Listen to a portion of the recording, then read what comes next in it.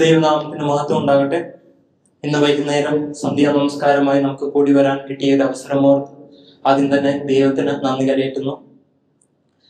എനിക്ക് ഈ അവസരം നൽകിയ നമ്മുടെ വികാരിയായ മാത്യു പി തോമസ് അച്ഛനും സഹവികാരിയായ റിനുരാജ് അച്ഛനോടുമുള്ള നന്ദി ഈ നിമിഷം ഞാൻ അറിയിക്കുന്നു. ഇന്നത്തെ ധ്യാനത്തിന് തിരഞ്ഞെടുത്തിരിക്കുന്ന വേദഭാഗം വിശുദ്ധ ലൂക്കോസ് എഴുതിയ സുവിശേഷം 8-ാം അധ്യായം 50 മുതൽ 56 വരെയുള്ള വാക്യങ്ങളാണ്. ഇതിലെ 50-ാം വാക്യം കുറുവാക്യമായി നമുക്ക് എടുക്കാം. യേശു അത് കേട്ടവരെ, ഭയപ്പെടേണ്ട, വിശ്വസിക്കുക മാത്രം ചെയ്യുക, എന്നാൽ അവൾ രക്ഷപ്പെടും എന്ന് അവനോട് ഉത്തരം പറഞ്ഞു. നമുക്കൊരു വാക്ക് പ്രാർത്ഥിക്കാം.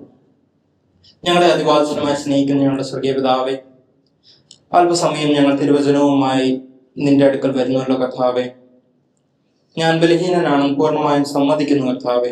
എന്നാൽ ഈ ബലഹീനനായ എന്നെ നീ എടുത്ത് ഉപയോഗിക്കുന്നതിനാൽ എനിക്ക് ഓർത്ത് പ്രാർത്ഥിക്കുന്നു കർത്താവേ. എൻ്റെ നാവിലെ വാക്കുകളും ഞങ്ങളുടെ ഹൃദയത്തിലെ ധ്യാനവും നിനക്ക് പ്രസാദകരമായിരിക്കട്ടെ. ആമേൻ. ഇവിടെ നടക്കുന്നതായ സംഭവ വികാസങ്ങളെല്ലാം നമുക്ക് വളരെ പരിചിതമാണ്.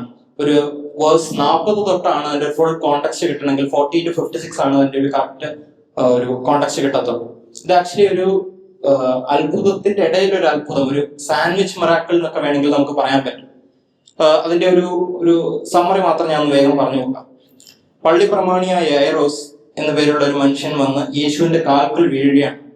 എന്തിനാണ് കാൽക്കൽ വീഴുന്നത്? ഏകദേശം 12 വയസ്സുള്ള മകൾ തനിക്കുണ്ട്. അവൾ മരിപ്പാറായതുകൊണ്ട് തന്റെ വീട്ടിൽ വരണമെന്ന് കർത്താവിനോട് അപേക്ഷിച്ചു.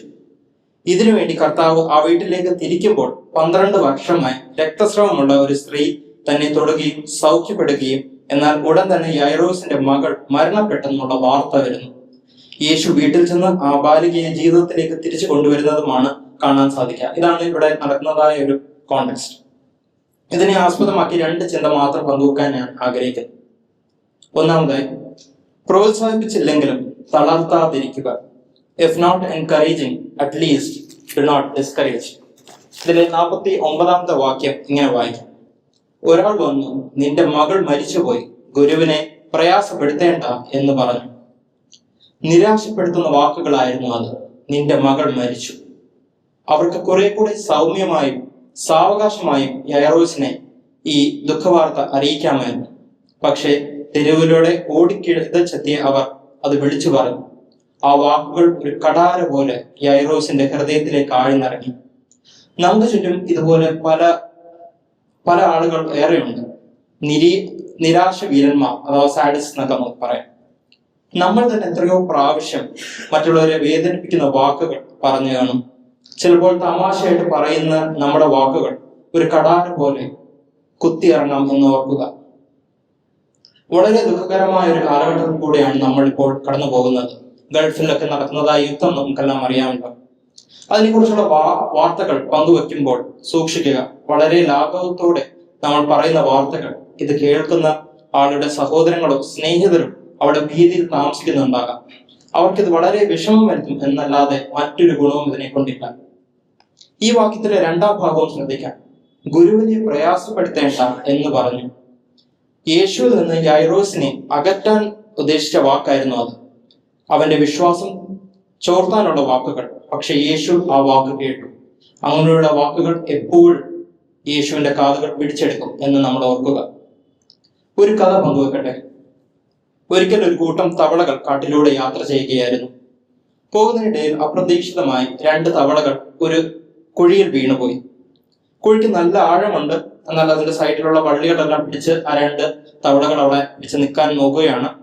മുകളിൽ നിന്ന് മറ്റു തവളകൾ താഴേക്ക് നോക്കി വിധി എഴുതി: ഇനി രക്ഷപ്പെടാൻ ഒരു വഴിയുമില്ല, ഇത് അസാധ്യമാണ്, വെറുതെ ശ്രമിച്ച് സമയം കളയണ്ട. താഴെ വീണ് തവളകൾ നന്നായി പരിശ്രമിച്ചു. സർവശക്തിയും എടുത്ത് മുകളിലേക്ക് ചാടാൻ തുടങ്ങി. പക്ഷെ ഓരോ തവണ അവർ ചാടുമ്പോൾ മുകളിൽ നിന്നവർ വിളിച്ചു പറഞ്ഞുകൊണ്ടിരുന്നു: നിർത്തൂ, ഇതിലും ഭേദം മരണം സമ്മതിക്കുന്നതാണ്. നിങ്ങൾ എത്ര ശ്രമിച്ചാലും ഇത് പുറത്തെത്തില്ല. മുകളിൽ നിന്നവരുടെ നിരാശ കലർന്ന വാക്കുകൾ കേട്ട് ഒരു തവള പതുക്കെ ആത്മവിശ്വാസം കൈവിട്ടു. അവൻ ശ്രമം ഉപേക്ഷിച്ചു, കുഴിയിൽ വീണു മരിച്ചു. എന്നാൽ 2-ാമത്തെ തവള വിട്ടുകൊടുക്കാൻ തയ്യാറായിരുന്നില്ല. അവൻ വീണ്ടും വീണ്ടും കൂടുതൽ കരുത്തോടെ ഉയരങ്ങളിലേക്ക് ചാടി. മുകളിലുള്ളവർ കൈവീശി ആംഗ്യം കാട്ടിച്ചും ഉച്ചത്തിൽ വിളിച്ചും പറഞ്ഞു അവനെ നിരുത്സാഹപ്പെടുത്തുന്നുണ്ടായിരുന്നു. ഒടുവിൽ ഒരു വമ്പൻ കുതിപ്പോടെ അവൻ ആ വലിയ കുഴിക്ക് പുറത്തിറങ്ങി അവനോട് മറ്റു തവളകൾ ചോദിച്ചു, ഞങ്ങൾ പറഞ്ഞതൊന്നും നീ കേട്ടില്ലേ? നിനക്ക് എങ്ങനെയാണ് ഇത് സാധിച്ചത്? അപ്പോഴാണ് അവർക്കൊരു കാര്യം മനസ്സിലാകുന്നത്. ആ തവളയ്ക്ക് ചെവി കേൾക്കില്ലായിരുന്നു. കുഴിക്ക് മുകളിൽ നിന്ന് മറ്റു തവളകൾ ആംഗ്യം കാണിച്ചത് തന്നെ പ്രോത്സാഹിപ്പിക്കുകയായിരുന്നു എന്നാണ് അവൻ തെറ്റിദ്ധരിച്ചത്. ഓരോ തവണ അവർ വേണ്ട എന്ന് പറഞ്ഞപ്പോഴും അവൻ കരുതിയത് അവർ നീ ജയിക്കും, ആഞ്ഞ് ശ്രമിക്കൂ എന്ന് കൈയടിച്ച് പറയുകയെന്നാണ്. ആ ഒരു ചിന്തയാണ് അവനെ ജീവിതത്തിലേക്ക് തിരിച്ചു കൊണ്ടുവന്നത്. നമ്മുടെ വാക്കുകൾ മറ്റൊരാൾക്ക് ഏണിയായില്ലെങ്കിലും അവർ കയറാൻ ശ്രമിക്കുന്ന കുഴിയിൽ എറിയുന്ന കല്ലുകളാകരുത്. ഞാൻ ആവർത്തിക്കട്ടെ, നമ്മുടെ വാക്കുകൾ മറ്റൊരാൾക്ക് ഏണിയായില്ലെങ്കിലും അവർ കയറാൻ ശ്രമിക്കുന്ന കുഴിയിൽ എറിയുന്ന കല്ലുകളാകരുത്. പ്രതീക്ഷ നൽകിയില്ലെങ്കിലും അവരുടെ സ്വപ്നങ്ങളെ കെടുത്തി കളയാതിരിക്കുക. രണ്ടാമത്തെ ചിന്ത, കാഴ്ചയ്ക്കപ്പുറമുള്ള ദർശനം, വിഷൻ ബിയോണ്ട് സൈറ്റ്. ഞാൻ വിശ്വസിക്കുന്ന ഒരു കാര്യമുണ്ട്. ഏതൊരു മാതാവിനോ പിതാവിനോ ഈ ഭൂമിയിൽ അനുഭവിക്കുന്ന ഏറ്റവും വലിയ വിഷമം അല്ലെങ്കിൽ ഒരിക്കലും കടന്നു പോകരുത് എന്ന് കരുതുന്ന ഒരു സംഭവമാണ് തങ്ങളുടെ പ്രിയ മക്കളുടെ മരണം. 24 വയസ്സുള്ള കല്യാണവും കഴിക്കാത്ത കുട്ടികളും ഇല്ലാത്ത ഞാനിത് എങ്ങനെ പറയുന്നു എന്ന് നിങ്ങൾക്ക് സംശയിക്കാം. അതൊരു വാലിഡ് ഡൗട്ട് തന്നെയാണ്. പക്ഷെ എനിക്കത് പറയാം. കാരണം ഈ ഭൂമിയിൽ എനിക്ക് ലഭിച്ചതായ ഏറ്റവും വലിയ സമ്മാനമാണ് എൻ്റെ അമ്മയും അപ്പനും.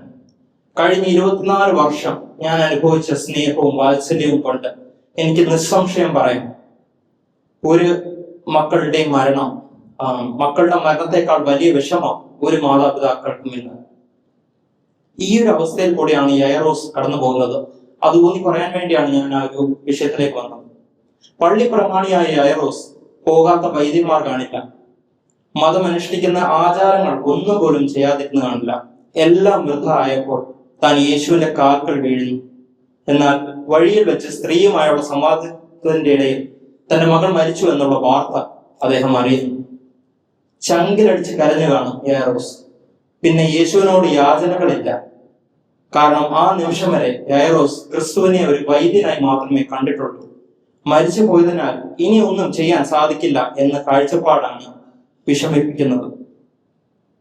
എന്നാൽ യൈറോസ് മനസ്സിലാകുന്നില്ല, തന്റെ പൂർവ്വപിതാക്കന്മാർ മുതൽ താൻ ചവിട്ടി നിൽക്കുന്ന ഭൂമി പോലും സൃഷ്ടിച്ച ലോക സൃഷ്ടാവാണ് തന്റെ മുമ്പിൽ നിൽക്കുന്നത്. ആ ദർശനം യൈറോസിന് ഇല്ലായിരുന്നു. പലപ്പോഴും നമ്മളും യൈറോസിനെ പോലെയല്ലേ? നമ്മുടെ കാഴ്ചപ്പാട് അല്ലെങ്കിൽ ലോജിക്ക് വെച്ച് കുറെ കാര്യങ്ങൾ കണക്ക് കൂട്ടും. അത് നടക്കാതെ വരുമ്പോൾ ദൈവത്തിനെ കുറ്റപ്പെടുത്തും. ഞാൻ എൻ്റെ ഒരു വ്യക്തിപരമായുള്ള ഒരു അനുഭവം കൂടെ പങ്കുവയ്ക്കട്ടെ. കഴിഞ്ഞ വർഷം ജൂൺ 30 ആയപ്പോൾ എൻ്റെ അപ്പന് തന്റെ ജോലി നഷ്ടപ്പെട്ടു. പുതിയൊരു ജോലി അന്വേഷിക്കുകയായിരുന്നു. ഈ ഫെബ്രുവരി 2 മാസം മുമ്പ് സൗദിയിൽ നിന്ന് നല്ലൊരു ഓഫർ വന്നു. ഞങ്ങൾ അതിനുവേണ്ടി പ്രയത്നിക്കുകയായിരുന്നു. അതിന് ഓൾമോസ്റ്റ് കിട്ടിയ ഒരു നിലയിൽ നിൽക്കുകയായിരുന്നു. എന്നാൽ ഫെബ്രുവരി തുടക്കമായപ്പോൾ അത് ചില കാരണങ്ങളാൽ നമ്മുടെ കയ്യിൽ നിന്ന് പോയി, ആ ഒരു ഓഫർ പോയി. അതിന്റെ വിഷമത്തിലും ഒക്കെ ആയിരുന്നു ഞങ്ങളെങ്കിൽ. എന്നാൽ ഒരു 2 ആഴ്ച കഴിഞ്ഞ് നാഗോളിൽ തന്നെ വേറൊരു ജോലി മാർച്ച് 2 തൊട്ട് ജോയിൻ ചെയ്തോളൂ എന്ന് പറഞ്ഞൊരു ഓഫർ കിട്ടിയിട്ടുണ്ട്.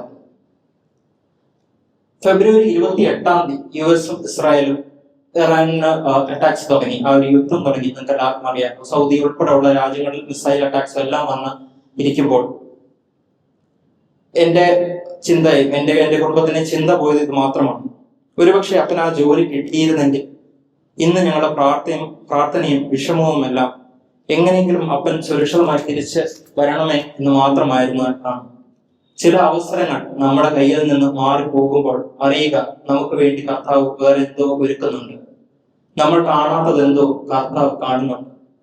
നമ്മുടെ കൊച്ചു ബുദ്ധിക്ക് ആലോചിച്ച് കൂട്ടാൻ സാധിക്കുന്നതിലും വലിയ പദ്ധതികൾ നമുക്ക് വേണ്ടി കർത്താവ് ഒരുക്കുന്നുണ്ട്.